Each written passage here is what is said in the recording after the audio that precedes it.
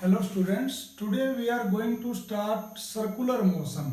Circular motion क्या होता है? एक बार तो हम वेक्टर के चैप्टर में थोड़ा सा वहाँ पे हम जब हमने सिंपल मोशन के बारे में स्टडी किया था वहाँ पे हमने पढ़ाई की थी कि सर्कुलर मोशन क्या होता है और वहाँ पे उसमें एक्सीलरेशन क्या होता है। तो एक बार मैं दोबारा बता रहा हूँ उसी चीज़ को। सर्कुलर मोशन क्या होता है? जैसे आप एक पत्थर लो छोटा सा, उसके एक रस्सी से उसको बांध लो, उसको ऐसे घुमाओ आप। जब आप उसको घुमाओगे और उस रस्सी से वो पत्थर जो है, वो पत्थर जिस रास्ते से चल रहा है उसको बोलेंगे सर्कुलर मोशन। अब उसमें आप फील करोगे कि जितना आप तेज तेज उसको घुमाते हो वो रस्सी आपके हाथ से छूट के बाहर की तरफ जाना चाहती है। मतलब आप उसको जोर से पकड़ के रखते हो, जितना तेज तेज घुमाओगे उतना ही जोर से आपको उसको पकड़ना पड़ेगा। ऐसा क्यों होता है? क्योंकि वो पत्थर क्या बाहर की डायरेक्शन में जाना चाहता है, due to inertia of the direction. तो इसका मतलब अगर कोई चीज ऐसे सर्कुलर मोशन में है, मान लिया ये एक मास है, ये ऐसे सर्कुलर मोशन में है, तो इसको जब तक हम ऐसे पकड़ के नहीं रखेंगे, फोर्स अपनी तरफ नहीं लगाएंगे, तो ये बाहर चली जाएगी। इसलिए इसको जोर से पकड़ के रखना जरूरी है, अदरवाइज ये छोड़ के चली जाएगी। तो यहाँ पे मैंने एक्सीलरेशन के बारे में बताया था कि अगर बॉडी जब सर्कुलर मोशन में होती है तो उसकी डायरेक्शन लगातार चेंज होती रहती है। डायरेक्शन के चेंज हो जाने से उसकी वेलोसिटी जो है चेंज होती रहती है, और वेलोसिटी का चेंज होना क्या रिप्रेजेंट करता है? एक्सीलरेशन को रिप्रेजेंट करता है। इसका मतलब यहाँ पे कोई एक्सीलरेशन है, उस एक्सीलरेशन की वैल्यू हम ऑलरेडी निकाल चुके हैं, v²/r या ओमेगा r। तो ये v²r है। अगर इसका मास ये m है तो मास इंटू एक्सीलरेशन कर देंगे तो क्या आ जाएगा? mv²/r। मतलब इतना फोर्स हमें इसको लगाना पड़ेगा इसको पकड़ने के लिए, क्योंकि ये तो बाहर जाना चाहता है। तो ये खुद कितना फोर्स लगाती है बाहर जाने के लिए? mv²/r। इतना ही फोर्स हमें अंदर की डायरेक्शन में लगाना पड़ेगा, mv²/r। इतना ही सेम मैग्नीट्यूड का। तो हम इसको पकड़ के रखेंगे, अदरवाइज ये उधर चली जाएगी। तो ये फोर्स क्यों लगा रही है? इसके सर्कुलर मोशन की वजह से। क्यों आया? क्योंकि इसकी डायरेक्शन चेंज हो रही है। डायरेक्शन चेंज होने से क्या हुआ? वेलोसिटी चेंज हुई। वेलोसिटी चेंज होने से क्या हुआ? एक्सीलरेशन आया। तो ये जो एक्सीलरेशन है जो हम अंदर की डायरेक्शन में जो ये इसको लगातार दे रहे हैं उसका नाम होता है सेंट्रीपिटल एक्सीलरेशन, जिसके बारे में हम बात कर चुके हैं। सेंट्रीपिटल एक्सीलरेशन, और इसकी वैल्यू जो होती है v²/r होती है। इसके जस्ट अपोजिट डायरेक्शन में, आउटवर्ड डायरेक्शन में जो एक्सीलरेशन होता है इसका नाम होता है सेंट्रीफ्यूगल एक्सीलरेशन। तो अंदर की डायरेक्शन में सेंट्रीफ्यूगल, आउट की डायरेक्शन में अंदर की डायरेक्शन में सेंट्रीपिटल, बाहर की डायरेक्शन में सेंट्रीफ्यूगल। दोनों का मैग्नीट्यूड सेम होता है, अपोजिट डायरेक्शन एक दूसरे से अपोजिट होती है। और जो ये फोर्स लगाना पड़ेगा मास इनटू एक्सीलरेशन, इसका नाम है सेंट्रीपिटल फोर्स, और इसका नाम है सेंट्रीफ्यूगल फोर्स। अब हम स्टडी ये करते हैं कि अगर कोई चीज है वो सर्कुलर मोशन पे चल रही है तो इसका मतलब क्या है। जैसे पत्थर का केस हमने देख लिया कि जो छोटे से पत्थर को आप रस्सी से घुमा रहे हो, वो रस्सी को तोड़ के वो पत्थर बाहर की तरफ जाना चाहता है और उसकी ये डायरेक्शन है। अब अगर सेम ऐसा ही कहीं पे ऐसा है, ये एक सर्कुलर सड़क है जैसे स्टेडियम का कर्व होता है, इस सड़क पे ये एक कार है, अगर ये ऐसे चलेगी तो ये ऐसे सर्कुलर मोशन में हो जाएगी, और अगर ये सर्कुलर मोशन में ये ऐसे आएगी तेज स्पीड से तो यहाँ पे भी क्या हो जाएगा? इसका एक फोर्स लग जाएगा आउटवर्ड डायरेक्शन में, और वो किसके बराबर होगा? अगर इसका मास m है और इसकी वेलोसिटी v है तो mv²/r के बराबर हो जाएगा। इसको प्रैक्टिकल लाइफ में भी आप फील करते हो। जब हम किसी गाड़ी में बैठे रहते हैं और किसी मोड़ पे या कहीं पे कर्व रास्ता जो होता है, तो मान लिया हम ऐसे सीधे जा रहे थे और आगे ऐसे घुमावदार रास्ता है, तो हम जिस तरह जब भी उस घुमावदार रास्ते पे होते हैं तो सारी उसके अंदर बैठी सवारियां क्या होती हैं? जो आउटवर्ड डायरेक्शन में विंडो होती है, जो मतलब मोड़ के अपोजिट डायरेक्शन में, बाहर की डायरेक्शन में, मोड़ से बाहर की डायरेक्शन में सारी सवारियां उधर जाती हैं। ऐसा होता है जब भी मोड़ आता है तो हम सारे ऐसे आड़े या टेढ़े ऐसे होते हैं ना, वो क्यों होता है? क्योंकि वो सर्कुलर मोशन में होता है, उस टाइम सेंट्रीफ्यूगल फोर्स लग रहा होता है पूरी गाड़ी पे भी, हमारे ऊपर भी। और वो सेंट्रीफ्यूगल फोर्स क्या होता है? आउटवर्ड डायरेक्शन में होता है। अब मान लिया मैं इसके ऊपर ऐसे सड़क बनाता हूं, ये जो सर्कुलर रास्ता है इसका मैं एक पोर्शन बना के दिखाता हूं आपको। ये सड़क है, इस सड़क पे ये मान लिया एक गाड़ी है, ये अगर ऐसे सर्कुलर रास्ते से चलेगी तो क्या होगा? सेंट्रीफ्यूगल फोर्स लगेगा, और वो सेंट्रीफ्यूगल फोर्स किस डायरेक्शन में लगेगा? बाहर की डायरेक्शन में। तो सेंट्रीफ्यूगल फोर्स की वजह से, जो कि इसके सर्कुलर मोशन से आया है, तो ये गाड़ी अपने आप बाहर की तरफ स्किड कर जाएगी। और इस स्किडिंग को कौन रोकता है? इसके जो गाड़ी के टायर हैं और जो ये रोड है, सड़क है, इनके बीच का जो फ्रिक्शन है वो ही रोकता है, वो ही चाहता है कि ये इसको, सड़क को ना छोड़े।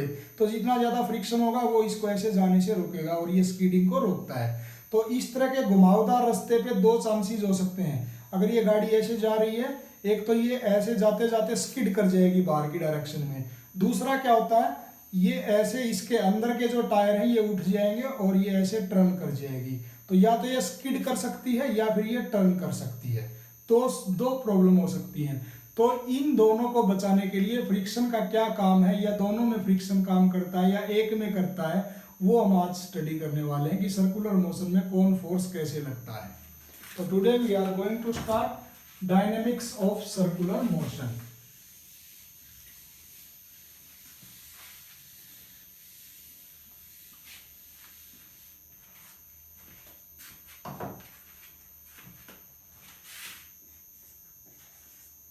Dynamics of circular motion.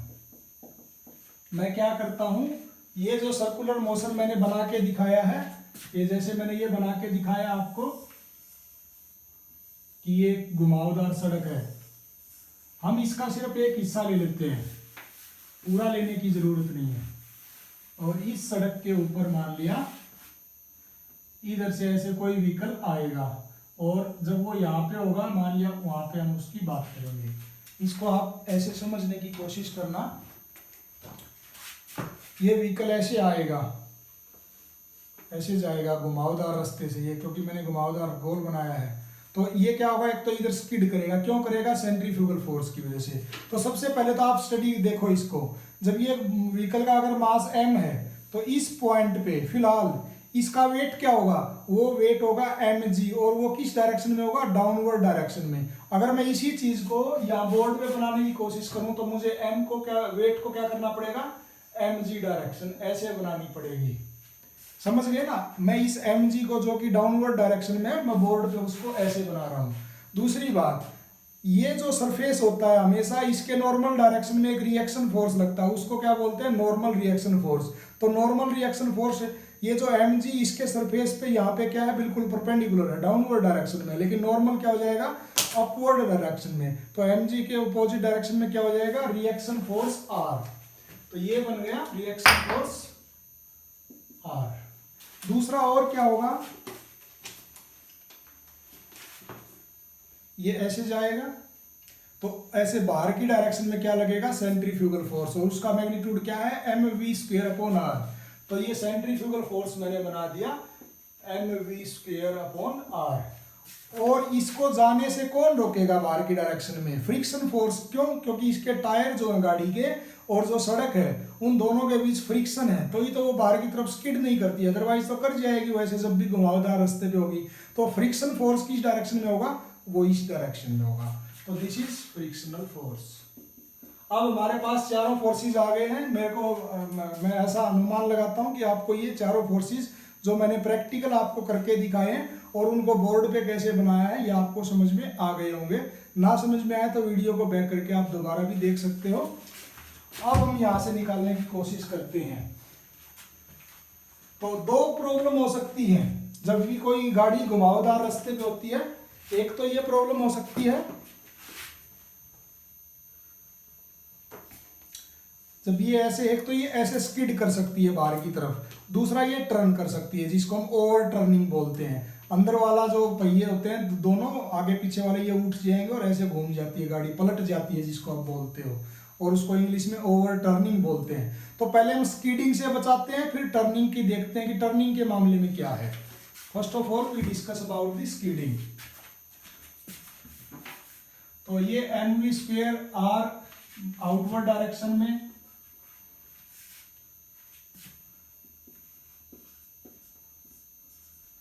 ये r अपवर्ड डायरेक्शन में, जो कि 2D पे बनाने के लिए मुझे ऐसा बनाना पड़ा, अदरवाइज प्रैक्टिकल लाइफ में अप एंड डाउन आप समझ गए। और ये क्या है, लेफ्ट एंड राइट, और ये क्या है, अप एंड डाउन। अब आपको यहाँ से देख के क्या पता चल रहा है कि गाड़ी अगर इधर स्किड ना करे तो क्या होना चाहिए कि ये जो बाहर वाला जो फोर्स है ये इससे छोटा होना चाहिए। अगर ये ज्यादा हो गया, क्योंकि ये क्या करना चाहता है, इस गाड़ी को बाहर की तरफ स्किड करवाना चाहता है, तो ये फोर्स जो है इस फ्रिक्शनल फोर्स से कम होना चाहिए। ज्यादा से ज्यादा कितना होना चाहिए, इससे छोटा या इसके बराबर। क्योंकि अगर ये फोर्स इससे ज्यादा हो गया फ्रिक्शनल फोर्स से, तो ये इसको बाहर की तरफ स्किड करवा देगा। तो फॉर दी स्किडिंग, अभी हम पहले स्किडिंग की बात करेंगे। यहाँ पे सेफ लिमिट क्या होगी, हमारी सेफ्टी कहाँ पे है, जब ये mv² अपॉन r जो कि आउटवर्ड सेंट्रीफ्यूगल फोर्स है, this should be less than equal to frictional force F। क्योंकि ये अगर इससे ज्यादा हो गया तो ये आउटवर्ड डायरेक्शन में गाड़ी को बाहर की तरफ स्किड करवा देगा। अब यहाँ से आपको पता है किसी भी सिचुएशन में मैंने क्या बोला था, F is equal to mu into R, ये होता है। अब यहाँ पे म्यू मैं म्यू के लूं या सिर्फ म्यू लूं, तो देखो कंफ्यूज मत होना।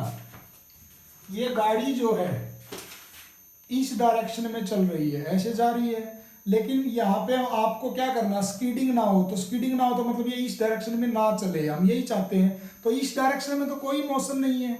और फ्रिक्शन का क्या काम है, फ्रिक्शन का ये काम है कि ये इस गाड़ी को उधर नहीं जाने देना चाहता, इसको रोकता है, इसको उधर जाने से रोकता है। तो उधर तो कोई मोशन नहीं है, तो उस डायरेक्शन में, इस डायरेक्शन में मोशन को क्या मानेंगे हम, स्टेशनरी।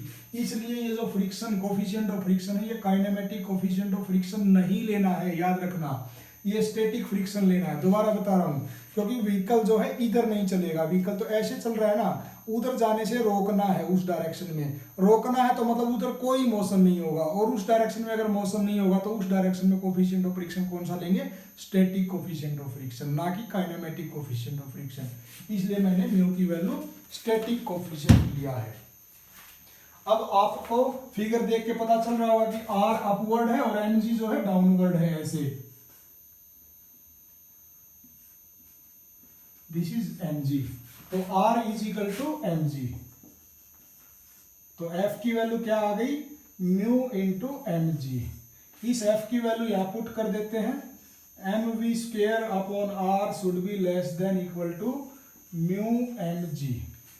अब यहाँ पे एक m शायद कैंसिल होता है और तो कुछ भी कैंसिल नहीं होता है, तो v की वैल्यू क्या आ गई, म्यू जी आर। तो v should be less than equal to mu g R. तो यहां से क्या पता चलता है कि म्यू की वैल्यू रख दो कोफिशिएंट ऑफ फ्रिक्शन की, g तो कांस्टेंट है और रेडियस क्या है, ये जो घुमावदार रास्ता है इसकी रेडियस, मतलब ये जो कर्व जो है इसकी रेडियस। तो यहां से क्या पता चलता है कि वेलोसिटी ये क्या रिप्रेजेंट करती है, ये वो ज्यादा से ज्यादा वेलोसिटी रिप्रेजेंट करती है कि अगर इसके बाद वेलोसिटी आप अगर लोगे तो फिर आपकी गाड़ी जो है स्किड कर जाएगी। तो ये ज्यादा से ज्यादा मतलब ये किस पे डिपेंड करती है, अगर r मतलब ये जो घुमावदार रास्ता है, ये जो मोड़ है, अगर जितना ज्यादा बड़ा मोड़ होगा तो उतनी ही रेडियस ज्यादा होगी, तो उतनी ही हमारी सेफ लिमिट भी क्या हो जाएगी, ज्यादा बढ़ जाएगी। जैसे मोड़ पे कहीं पे आप सड़क पे देखते हो speed limit is 40 kilometre per hour, speed limit is 20 kilometre per hour, वो सब क्यों बनाई जाती है, वो उस रास्ते पे देखते हैं कि इसकी रेडियस कितनी है। अगर बड़ा मोड़ है तो वहां पे लिमिट ज्यादा होती है 60 या 50, जहाँ पे एकदम खड़ा मोड़ जिसको आप बोलते हो, जो छोटा मोड़ होता है, मतलब उसकी रेडियस कम होती है, रेडियस कम होती है तो वहां पे सेफ स्पीड भी क्या होती है, कम होती है। दूसरा ये किस पे डिपेंड करता है, कोफिशिएंट ऑफ फ्रिक्शन में, कि हमारा जो टायर है और सड़क है उसके बीच में कोफिशिएंट ऑफ फ्रिक्शन कितना है। जितने अच्छे टायर होंगे, नए टायर होंगे, नए टायर में क्या होगा, वो सड़क के साथ अच्छे से कोफिशिएंट ऑफ फ्रिक्शन उनमें ज्यादा होता है। और जब टायर घिस जाते हैं, टायर घिसने का मतलब हम क्या बोलते हैं आम भाषा में कि चिकने हो गए टायर। टायर चिकने होने का मतलब क्या कि कोफिशिएंट ऑफ फ्रिक्शन कम हो गया। तो कोफिशिएंट ऑफ फ्रिक्शन जब कम हो जाएगा तो शेप स्पीड भी हमारी कम हो जाएगी। इसका मतलब हम अगर ज्यादा स्पीड पे चलेंगे और टायर घिसे हुए हैं मतलब म्यू कम है, तो फिर भी वो गाड़ी क्या है, स्किड कर सकती है। तो स्किडिंग से बचना है तो आप ये वैल्यू रखो और जो वेलोसिटी की वैल्यू आ जाए उस वेलोसिटी के बराबर या उससे कम पे अगर आप चलोगे तो आपकी गाड़ी स्किड नहीं करेगी। This is to protect your vehicle from the skidding. अब दूसरी सिचुएशन मैंने क्या बताई, स्किडिंग से तो आप बच गए। दूसरी सिचुएशन क्या है, ये गाड़ी जब ऐसे जा रही है मोड़ पे, अब इस पे mv² फोर्स तो लग रहा है बाहर की डायरेक्शन में, ऐसे लग रहा है, ये ऐसे, वो फोर्स क्या करता है, इस गाड़ी को ऐसे उठा देता है और ये ऐसे पलट जाती है, जिसको हम बोलते हैं ओवर टर्निंग। अब ओवर टर्निंग से बचने के लिए हम क्या कर सकते हैं, अब उसके बारे में स्टडी करते हैं। इसी में है ये, इसी का पार्ट है, क्योंकि दोनों सिचुएशन, व्हीकल तो एक ही है, गाड़ी तो एक ही है, सड़क भी एक ही है, एक ही घुमावदार रास्ता है, तो जरूरी नहीं कि भाई स्कीडिंग ना हो लेकिन ओवरटर्न हो जाए तो व्हीकल का एक्सीडेंट तो फिर भी हुआ। हम क्या चाहते हैं, ना तो ओवरटर्निंग हो ना स्कीडिंग हो। इसलिए सेकंड डेंजरस हमारे साथ क्या हो सकता है, ओवरटर्निंग की सिचुएशन। तो ओवरटर्निंग से कैसे बचेंगे, अब मैं इसको फिगर को हटा देता हूं, मेरे को दोबारा फिगर बनाना पड़ेगा।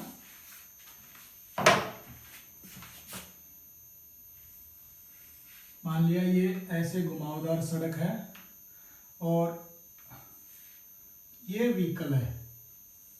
व्हीकल मैं ज्यादा अच्छा नहीं बना पा रहा, मान लिया ये व्हीकल आप सामने से देखते हो ऐसा है और इसकी चौड़ाई जो है मान लिया 2x है, मतलब दोनों टायर के बीच की जो दूरी है वो मान लिया 2x है और ये इसका सेंटर लाइन है। अब मान लेते हैं इसका मास जो है वो इसके सेंटर से मान लिया h हाइट पे है, जिसको हम बोलते हैं centre of gravity. Centre of gravity के बारे में अभी आप कुछ नहीं जानते हो, 6th यूनिट में हम बहुत ज्यादा डिटेल में पढ़ेंगे। इस पूरी बॉडी के मास को जिस एक सेंटर पॉइंट पे हम कंसीडर करते हैं, इमेजिन करते हैं, क्योंकि देखो इसका मास अब कहाँ है, पूरा का पूरा मान लिया ये 50 ग्राम का है, यहाँ है, कहाँ है हमें नहीं पता।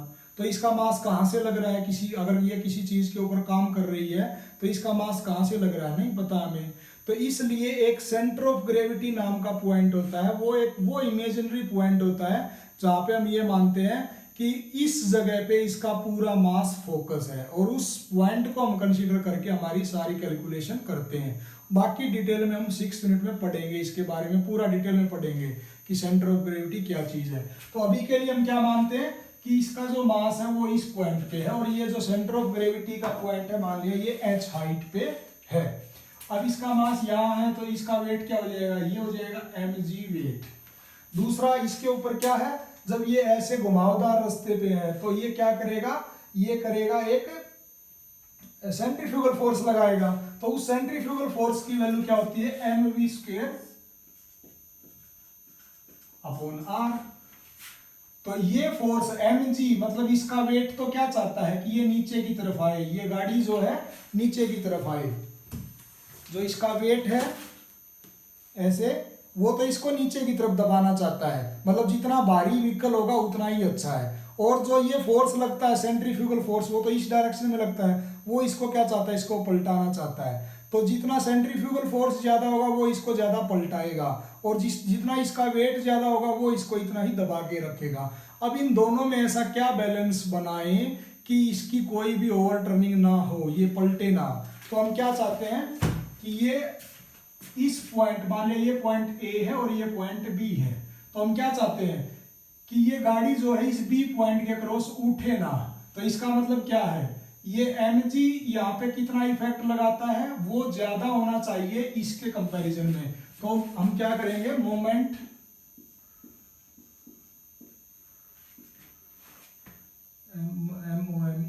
मोमेंट अक्रॉस दी बी ले लेते हैं।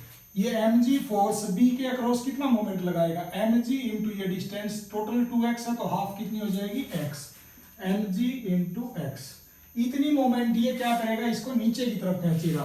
तो this should be greater than mv square r into इसकी परपेंडिकुलर डिस्टेंस कितनी हो जाएगी, इससे h हो जाएगी। तो ये फोर्स तो इसको नीचे खींचेगा और ये इसको उधर ले जाना चाहेगा, मतलब इसको उल्टाना चाहेगा। तो हम क्या चाहते हैं, ये गाड़ी टर्न ना करे, उल्टे ना। तो mg इंटू एक्स ये बड़ा होना चाहिए या कम से कम ग्रेटर देन इक्वल टू होना चाहिए mv स्क्वेयर इंटू में ये डिस्टेंस, परपेंडिकुलर डिस्टेंस जिसको हमने लिया है h।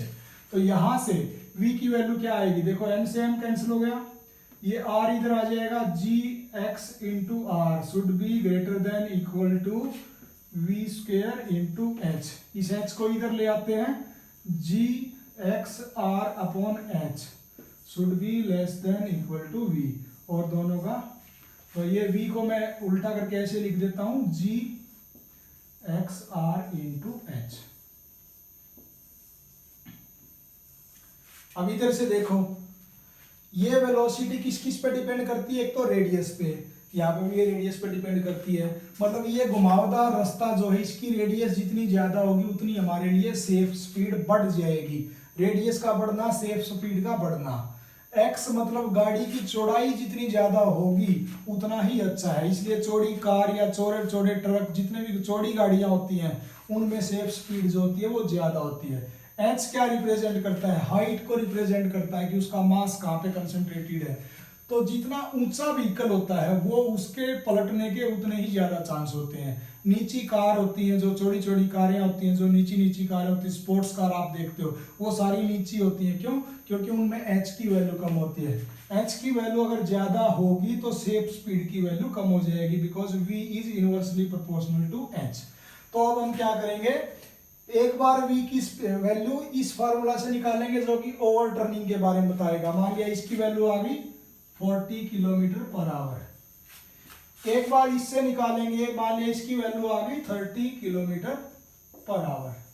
तो अगर आपसे कोई पूछता है कि आपको किस स्पीड से चलना चाहिए, अगर आप 40 से नीचे 35 पे चलोगे, ओवर टर्निंग से तो बच जाओगे, गाड़ी पलटेगी तो नहीं, लेकिन स्पीड कर सकती है 30 किलोमीटर पर आवर पे भी। इसलिए सेफ स्पीड क्या होगी, वो इन दोनों में जो मिनिमम है वो स्पीड जो है वो हमारी सेफ स्पीड है। हमेशा हमें उसके बराबर या उससे कम स्पीड पे चलना चाहिए। अगर हम ऐसा करेंगे तो ओवर टर्निंग और ओवर स्पीडिंग दोनों से हम बच जाएंगे। तो मुझे आशा है कि आपको ये समझ में आया होगा। आज इसको यही स्टॉप इसलिए करता हूँ कि ये थोड़ा कॉम्प्लिकेटेड है और आप इस वीडियो को 2 बार देखना, फिर आपको अच्छे से समझ में आ जाएगा और नोट्स उसको प्रिपेयर करना। Thank you.